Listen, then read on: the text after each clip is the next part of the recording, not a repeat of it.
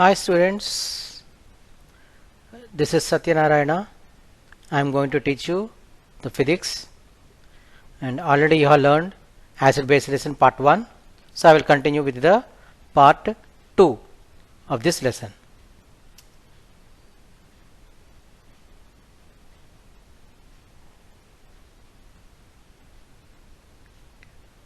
So let us start with metals such as iron, magnesium, aluminum, zinc, brass and copper. Let us take these metals and we will check whether these metals when combined with acids, what we are going to get. Okay, and these metals, this piece of metals added into the test tube, and add any acid. Acids means it may be inorganic acid or organic acids. Acids, okay, they are dangerous when they are inorganic, and when they are organic, which are eatable also. That means these acids, okay, are also present in the fruits. Okay, let us take the citric acid. Citric acid is present in the lemon. Okay, take that acid, okay, and add to the metal. Okay, if you observe here, this is a equation. We call this as an equation. Okay, these two are the reactants and these are called the products, and which are separated by an arrow, and we this read as gives rise to. What it is? Gives rise to. So a metal combined with an acid gives rise to salt and hydrogen. Okay, here let us take the metal. Okay, which metal we have taken? Any metal, all from all these six, you can take any metal. Okay, then add the acid.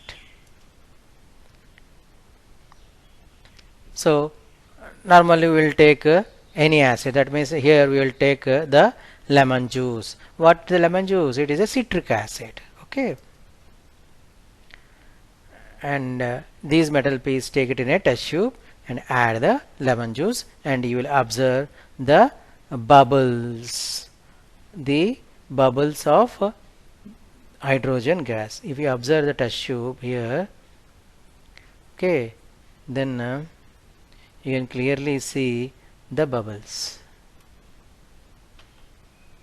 Okay, these are the bubbles which are coming out from the test tube, and this is the metal, and where if you add the acid you will get the gas which is coming out. Okay, and here also you observe the gas which is coming out from the test tube. Okay, then here if you observe the metal combined with an acid, you will get a salt and hydrogen gas. Okay, so you can take any metal in that test tube, and let us take the iron or the copper tonics or magnesium ribbon or the zinc granules. Any metal combined with an acid gives the salt and hydrogen gas is liberated. What is the test for hydrogen gas? Here, if you are able to collect the hydrogen gas in a test tube and bring the burning matchstick near the test tube, then you will observe a tup or pop sound. Okay, this pop sound indicates that the gas present in the test tube is hydrogen gas. So it burns with a pop sound. Hydrogen gas burns with a pop sound. So here also, if you bring the matchstick or a candle, burning candle, near the bubbles, hydrogen gas bubbles, then you will observe a pop sound. Where which gas is liberated? Which gas? Hydrogen gas. So what we have added? Metal and to the acid gives rise to salt and hydrogen gas. Now let us take So what you have done here, you have taken one natural acid like lemon juice, add the metal pieces, okay, all these metal pieces into different test tubes, and after adding the acid, what you will observe, a gas is evolved or liberated. So what is the test for gas? Now only I said it is the pop sound. Okay, now collect the gas in a test tube and ignite the matchstick and bring near the test tube, then it burns with a which sound? Do you know, children? Do you know who is this scientist? He is nothing but the Henry Cavendish. He conducted several experiments on the hydrogen gas. See, those are some of the small experiments he has conducted to test the gas, and he only first discovered the hydrogen gas. So he is an Italian scientist who discovered the hydrogen gas, and what he found, hydrogen gas can easily catch fire, so it is called a combustible gas. It easily catches the fire and it burns with a pop sound. So understood what is hydrogen gas? So what you have learned till now in these this format or this activities, you have learned that a metal combined with an acid gives rise to salt and hydrogen gas is liberated. Understood? Now next we will continue. Do you know, children, why the inner sides of a vessels are made by copper or brass coatings? So if you observe in your kitchen, some utensils are coated at the bottom with brass and copper. Why? Do you know why?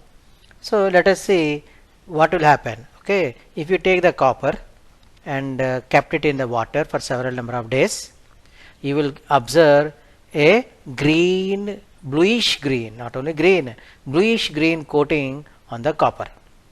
So have you heard about the rust? Isn't it? You might have heard the iron get rusted. That means if you kept the iron in the water moisture and air, it get rusted. Okay, so we call that as a corrosion. So here also copper get corroded, okay, when they kept under acids. Okay, so acids, when they kept in a copper container, the copper will get corroded. You will get a bluish green, or when these copper, when you continuously kept under water, also get corroded. Okay, that is the reason why the pickles or the jams, okay, jellies, they will not kept under these copper vessels, okay, or iron vessels. Why? Because these metals will get corroded. Okay, how can you prevent it? First of all, what you will observe for a copper, you will get a green coating is formed on the inner walls. Okay. So how can you prevent the corrosion? So copper you can't use directly when it is corroded. So prevent corrosion, what you will do, what we have to do is the copper must be coated with a tin. Okay, we call them as tinned copper. That means a layer of tin is placed on the copper. Okay, so we can prevent by corrosion by coating the copper. Okay, all the iron also will be coated with brass. Okay, this brass, as it is an alloy, it will not get corroded. Okay, so this brass coating or tin coating will help to prevent the corrosion. So how can you prevent? You can prevent the corrosion by tin coating is used on the metals. Now we'll discuss about acid rains. Okay, how it is formed and what are the effects. Okay, and do you know, children, at the time of rain, normally rainwater is not a pure water. Okay, it is a slightly acidic. Why? we will see. Okay, if you observe from the factories, okay, the factories will release lot of pollutant gases, okay, such as sulfuric acid, sorry, the gases, sulfur dioxide, nitrogen dioxide. These are the pollutant gases which causes pollution. Okay, so these polluted gases, when combined with the water, they forms an acid. Okay, that means sulfur dioxide combined with sulfuric acid, okay, and carbon dioxide combined with water to form carbonic acid. Nitrogen dioxide combines with water to form nitric acid. Like that, these gases, pollutant gases, combined with water to form the acids. So acid rain is a combination of carbonic acid, sulfuric acid, and nitric acid. So you should not take bath under the rainwater because they are slightly acidic. In the industrial areas, it is more acidic than in villages. Okay. So these carbon dioxide gas, sulfur dioxide gas, nitrogen dioxide gas are the main pollutants of the industries, isn't it? They combine with water to form the acid rains. So what is acid rain? It is a combination of carbonic acid, sulfuric acid, and nitric acid. Now if you observe this diagram, okay, if you observe this diagram, here the trees are no leaves at all because it is affected by the rainwater. Okay, why? Because the rainwater, it becomes an acid. So these trees are get affected by the acid rain. Okay, this is an effect of the acid rains. Not only this, the crops will get affected, the trees will get affected, and the animals will also sometimes get affected with the acid rains.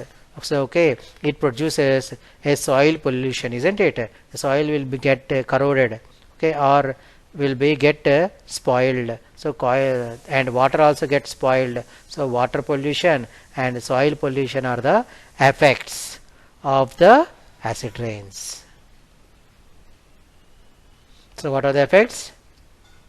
Soil pollution and water pollution. So acid rain is also very dangerous. Okay, it pollutes the soil and water. Why? Because these plants will grow only at a certain pH. Okay, you will learn in the higher classes about that. Okay. So let us do a small activity another again. Okay, let us take the eggshells which contains calcium carbonate and the juice or lime juice. Lime juice is an acid. So acid combined with the eggshells. What will happen? We will observe. We will take a small test tube and place those eggshells, piece of eggshells in the test tube and add the lemon juice. What is lemon juice? Which acid it is? Citric acid. Good. It is a citric acid. So add a small piece of eggshells in the test tube. Add the small amount of or 5 ml of lemon juice. What you will observe, okay, and a test tube. So already you learned acid, okay, liberates some gases when they combine with metals, isn't it? Like that, here also these lime juice combined with calcium carbonate, okay, a gas will be liberated. If you collect those gas in a delivery tube, then what you will observe is okay, a gas which is collected in the delivery tube. Okay, here take the acid, take this marbles or calcium carbonate or eggshells.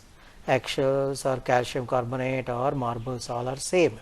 Okay, when you add acid to it or lemon juice to it, a gas which is liberated flowing through the delivery tube, and in another test tube take the lime water, okay, a lime, quick lime plus water, lime water. That lime water, if this gas is allowed to pass through this lime water will become, okay, turns milky white. Okay, so already you learned in the smaller classes or lower classes that a gas which turns lime water milky, which gas it is? It is carbon dioxide. Very good. Okay, a gas which turns lime water milky is carbon dioxide. So you will get a gas. Which gas? Carbon dioxide. How you get? If you the marbles, when acid are added to the marbles or calcium carbonate or the eggshells, then you will get a gas which turns lime water milky. That gas is carbon dioxide gas. Okay, so what you have learned? A lime water added to the eggshells or lime juice added to the eggshells, which gives out a colorless gas which turns lime water milky. So what is that gas? Carbon dioxide.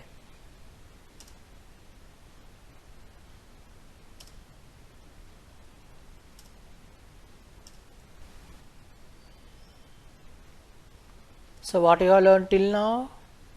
So we make a one summary of it. Okay, so here from all this time you have learned about the metal combined with acid to form salt and hydrogen gas is evolved, about the acid rains, about the corrosion of copper and how can you prevent the corrosion of the copper, and if the acid is added to the eggshells, a carbon dioxide gas is evolved. These things, and also you have learned about something about our great scientist Henry Cavendish, who discovered the hydrogen gas, isn't it? Have you understood? Have you followed well? I think you have all followed well, and if you got any doubt, ask me, or don't hesitate to ask me the doubts through WhatsApp. Okay, you ask your teacher what's my WhatsApp number, and you can contact with me from any doubt. Have you understood? Bye. We'll meet in the next part. Okay.